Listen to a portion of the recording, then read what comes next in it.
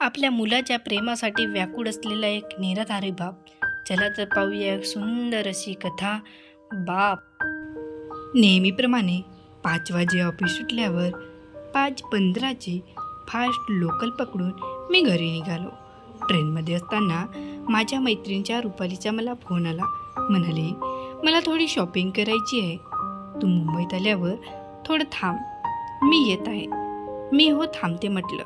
मुंबई स्टेशनच्या बाहेर अगदी समोरच के मिठाईवाल्याचं दुकान आहे. उजवीकडे पानपोई आहे आणि बाजूला पार्किंगसाठी मोठे लोखंडी अँगल लावलेले आहेत. त्यावर बसून मी रुपालीची वाट बघत बसली होती. एक 75-80 वयाचे म्हातारे, डोळ्यावर जाड मोठा चष्मा, थोडे मडकटलेले धोतर घातलेले माझ्या जवळ आले. मी त्या लोखंडी अँगलवर बसलेली होती. त्यांनी माझे गुडघे धरले आणि म्हणाले, ए बाई, एक समोसा घेऊन देशील तर बरं होईल. ते आजोबा नेहमीच्या भिकाऱ्यामधले वाटत नव्हते किंवा ते रोज भीक मागत असतील असेही त्यांना बघून वाटत नव्हतं. अचानक एका म्हाताऱ्या माणसाने पाय धरल्यावर मला एकदम वेगळंच वाटलं. मी त्यांचे हात धरून अँगलवरून खाली उतरली आणि पर्समधून पैसे काढत म्हटलं, आजोबा, तुम्हाला भूक लागली, हे घ्या 50 रुपये, तिथून घ्या तुम्हाला जे हवंय ते. ते म्हणाले, नको बाबा नको, पैसे नको, एक समोसा घेऊन दे, तेवढंच. मी म्हटलं, थांबा इथेच, मी येते घेऊन.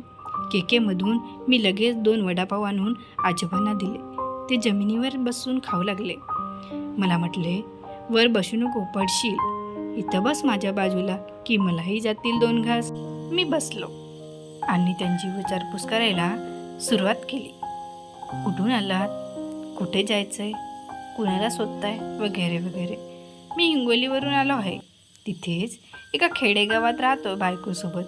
तुझ्याच वयाचा आमचा एकुलता एक मुलगा इथं मुंबईत मोठ्या कंपनीत इंजिनियर आहे. 2 वर्षापूर्वी त्याने प्रेमविवाह केलाय. त्याची बायको शिकलेली, नवीन विचाराची आहे. तिला सासू सासरे म्हणजे आम्ही गावठी गावंढळ वाटतो. तिला आमच्यासोबत राहणं आवडत नाही. त्यामुळे मुलगा इथेच वेगळा राहतो गेल्या 3 वर्षापासून. परवा त्याच्या माझ्या या मोबाईलवर फोन आला होता. म्हणाला, अमेरिकेत नोकरी मिळाली आहे, बायकोला घेऊन 12 वर्षासाठी जात आहे. इथं मुंबईत असताना येत होता गावी आम्हा म्हातारींना 6 महिन्यातून एकदा भेटायला. मात्र आता तितक्या लांब परदेशात जाण्याआधी एकदा भेटून जा म्हटलं तर वेळ नाही आहे, परवा लगेच विमानाने जायचं आहे असं म्हणाला. पुढचे 12 वर्ष जगतो की मरतो कोण जाणे. म्हणून म्हटलं आपणच भेटून यावं मुंबईला जाऊन.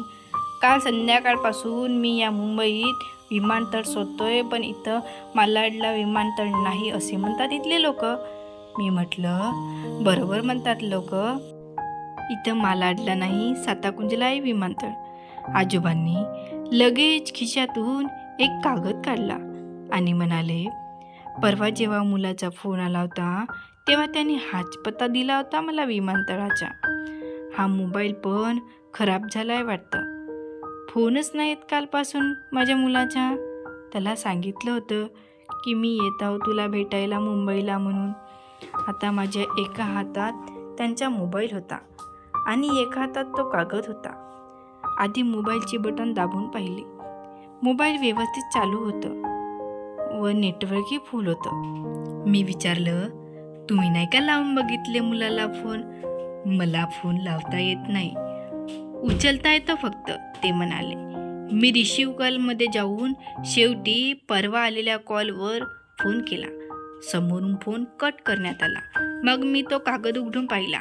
त्या कागदावर पत्ता होता छत्रपती शिवाजी विमानतळ, MM हॉटेल समोर, मालाड, पश्चिम मुंबई.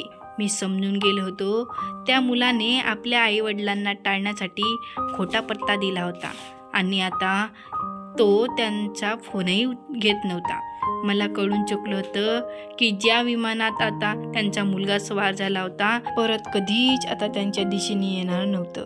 तेवढ्यात माझी मैत्रीण तिथे पोहोचली.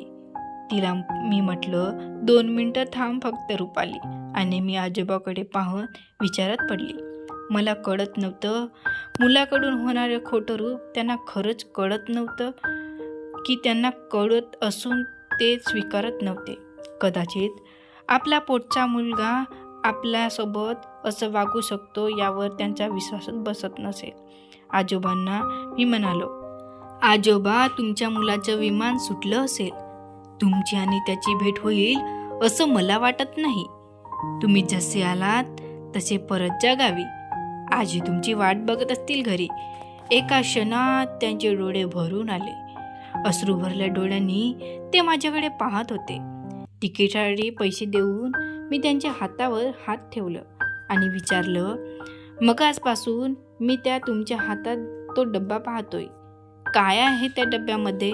ते म्हणाले, मुलाच्या आवडीचे तिळाचे लाडू आहेत. त्याच्या आईने बनवून दिले त्याच्यासाठी.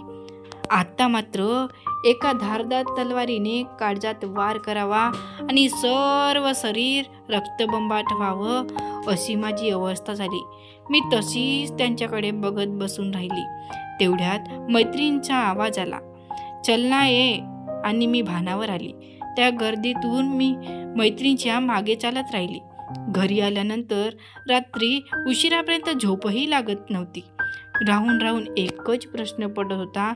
आपल्याकडे एक वडापावाची भीक मागणारा भुकेने व्याकुळ झालेला तो माणूस आपल्या मुलासाठी आणलेल्या त्या लाडवाच्या डब्यातला एक लाडू खाऊ शकत नव्हता. मुलावर इतकं प्रेम